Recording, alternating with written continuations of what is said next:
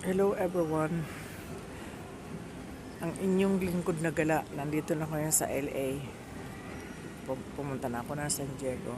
Nandito ko ngayon sa airport ng San Diego. Hello everyone, hinihintay ko lang yung anak ko ng on the way na sila para sunduin ako. Mag-stay ko ito ng 1 month. 1 month ako dito mag-stay. So, yeah, medyo tagal-tagal ako dito kasi sasamahan ko yung anak ko. Yung asawa niya pupunta ng Texas po 3 weeks. Dito muna ako para may kasama sila mag-iinang.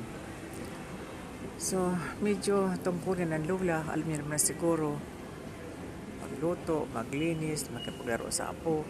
Hindi ganun kadali ang lola. Pero okay lang yun. Part talaga ng lola yan.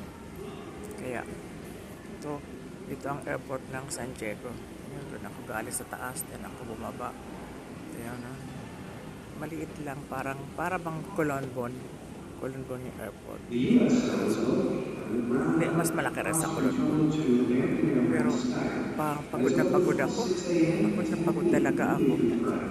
Pero 18 hours ako on the way. 14 hours yung flight ko. Plus stop over 3 hours. Plus papunta naman dito sa San Diego 1 hour. So 18 hours akong on the way. Kaya kakapagod din naman kasi tumatanda na. Hindi iba na ang resistensya pag matanda na.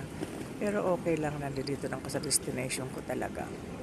Destination na inaasam-asam ko rin na makasama yung iba kong anak at iba kong apo.